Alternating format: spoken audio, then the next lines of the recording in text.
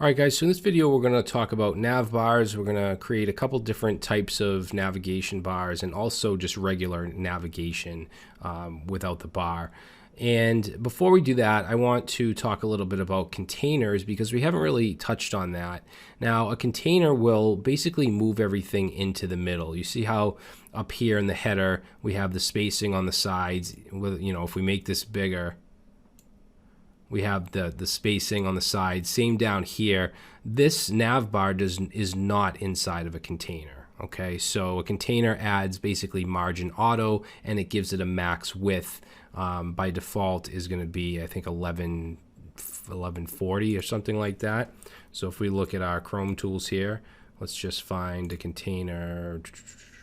Let's see right here, div class container. We'll look over here, and for the media query where it's a min width of 1200, which is a large screen, the max width is 1140, and it changes depending on the screen size for the max width. And you can see it just adds margin auto, which pushes it into the middle, has a little bit of padding with 100%.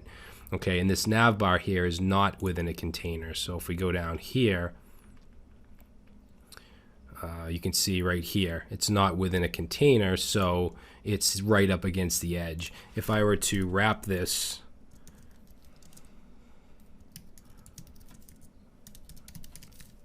and use multiple containers usually for different sections, because you might want, for instance, a background image to span the whole thing, but the content inside you want to wrap in a container. If I go ahead and do that, now you can see it has that spacing and it's pushed into the middle. All right, but I'm going to get rid of that. We don't want to. We're going to use a container in this nav bar, but not there. All right, so I just wanted to mention that real quick because that's something that I haven't really explained yet. All right, so let's create our nav bar. Now we have the markup here. If we take a look, it's just a nav tag. And we have a div. This is actually where we're going to put our container class. Then we have the branding, which is just basically a link. And then a UL, which is the menu items. Okay, so that's the core HTML markup of a nav bar, a simple nav bar. So what we're going to do here is just add our bootstrap classes.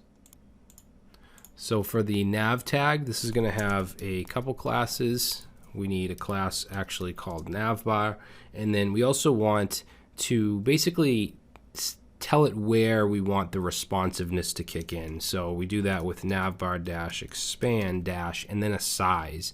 So if we do SM, then it's going to kick in when the screen is small.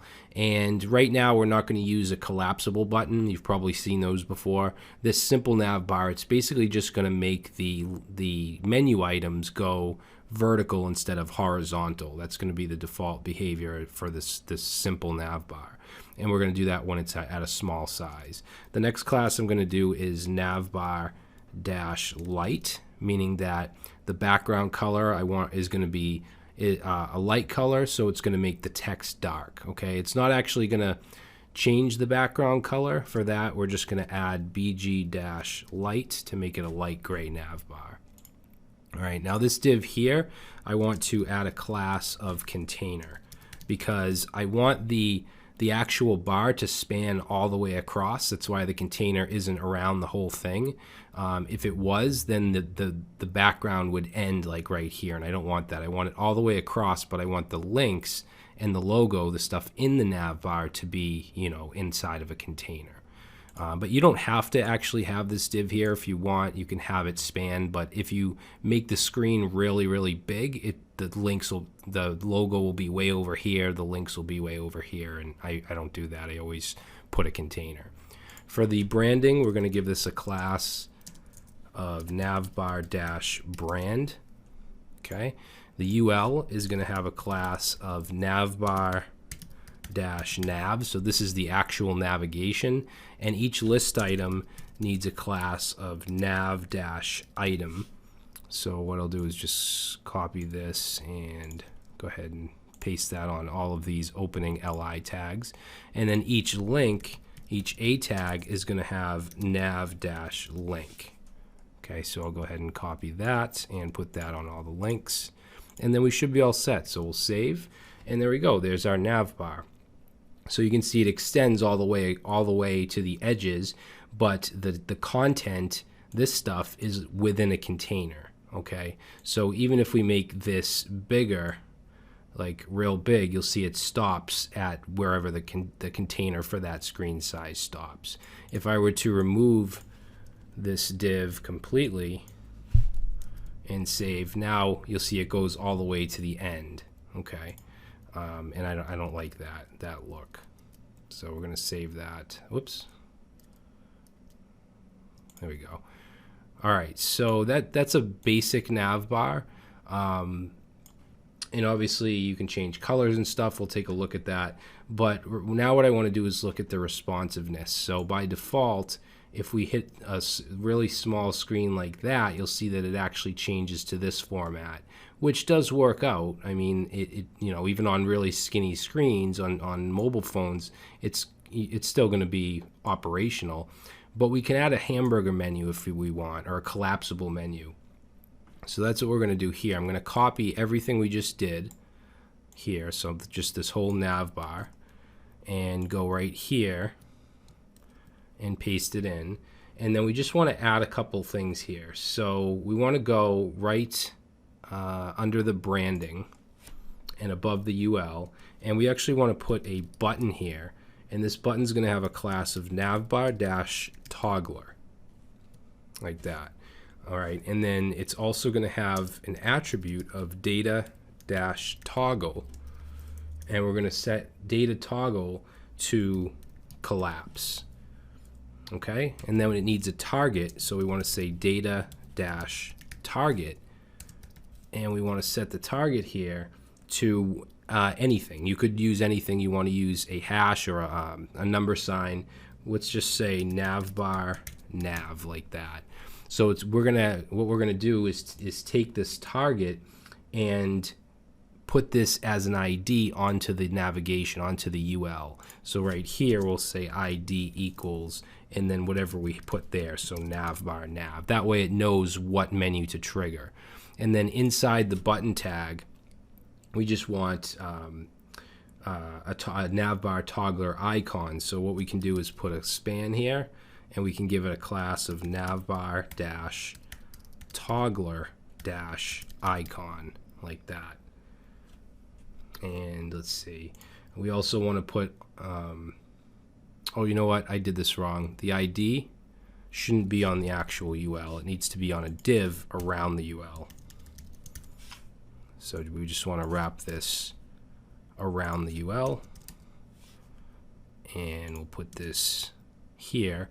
And then this div also needs a class of collapse as well as navbar-collapse, and that should do it. So let's save.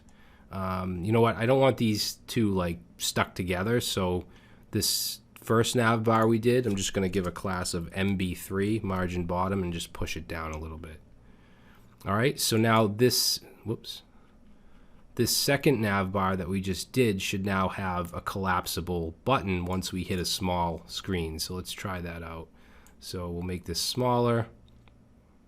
Once we get here, notice that all the links disappear, and now we have a button, and if we click it, it'll toggle the links here. Okay, so it's responsive. Now, if we wanted this to show up on a bigger screen, like let's say medium screens, like this here, we could change navbar expand small to navbar expand MD and save, and now it's in effect on medium screens. If we wanted it on large, we could do LG, save, there we go. So if we want extra large, we could do extra large, and then that's always going to be this is always going to show, but I usually just put this on small screens like that. Okay, so that is a responsive toggle navbar.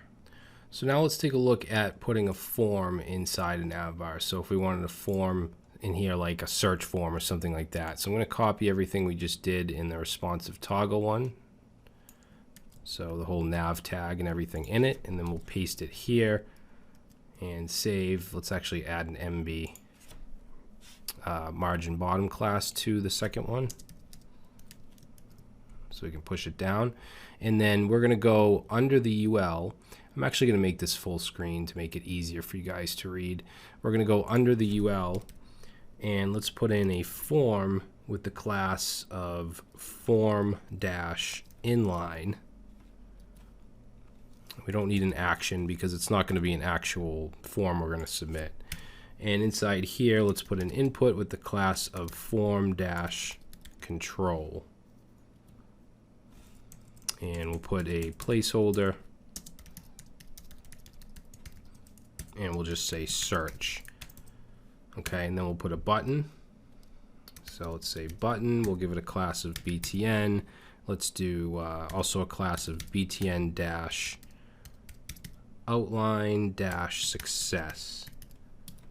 And then in here, we'll just say search. So let's save that, and let's go back to this, and now you can see we have a form. Okay, so we have an input with a button. We probably want to put a little space in here, so what we could do is on the input, we could put a class of margin right 2, and if we do that, now you can see the button is pushed over a little bit. Now notice that when we create the simple navbar, the links they're aligned on this side. When we use the responsive toggle, they're on this side. We can control where we want to align things. So let's say we want this form to be aligned over here.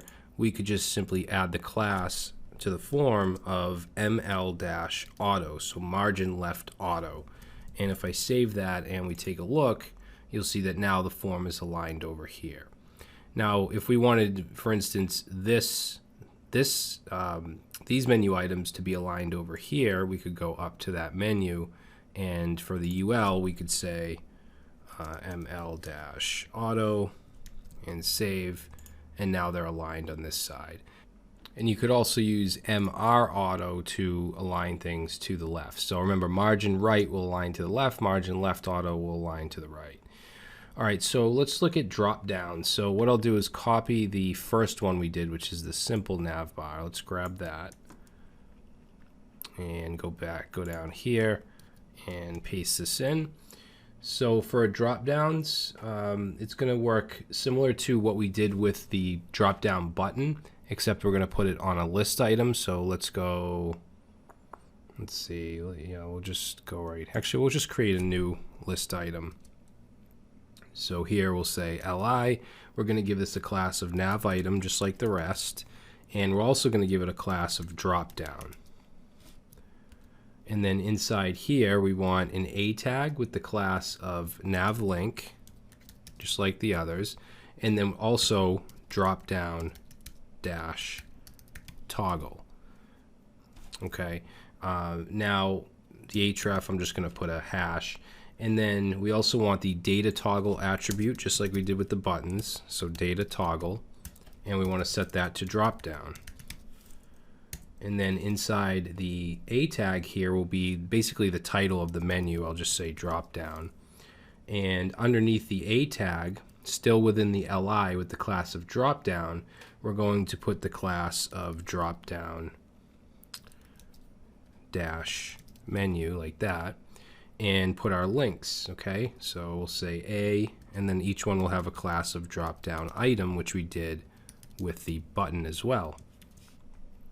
So we'll say link 1, and then we'll just go ahead and copy this down, say link 2, link 3, and I think that should do it. So we'll save that and we'll take a look, and actually let's add the margin bottom 3 to the one above it so they're not stuck together. Oops. And now if we click this, we have our drop down. Okay, and you have to include the Bootstrap, JavaScript, jQuery, and all that stuff, those scripts at the bottom, in order for your drop down to work. So that's that. Next we'll look at some colors. So I'm going to paste in just the simple navbar again, and we'll just take a look at some different colors by just adding a couple classes. So I'm going to do the dark. So let's do BG dark. Now, if I keep it that way, I can actually make this smaller now.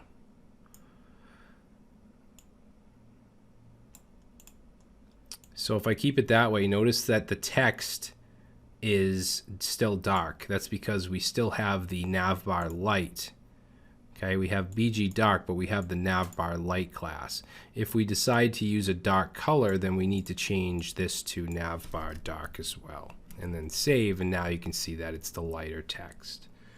All right, let's do another color. Let's do primary. So I'll make sure we have our MB3. We do. All right, so we'll copy this, paste that in, and we'll do BG primary, and I want light text, so we'll keep the navbar dark, save, there we go. If we wanted a green navbar, we could simply do BG success and save, and there we go. So you could just do whatever colors you want as far as you know, the context colors. So now let's take a look at fixed navbars. Now instead of pasting in all the navbar with all the links, I'm just going to do a very simple one that just has the branding. So we'll just do like navbar. Let's do class navbar dark and BG dash dark. A is going to have navbar brand. And for this, let's just say navbar, oops. We'll say navbar fixed top. Okay, so you can do this. You can actually have a navbar without having any links if you want to do that, and we'll save.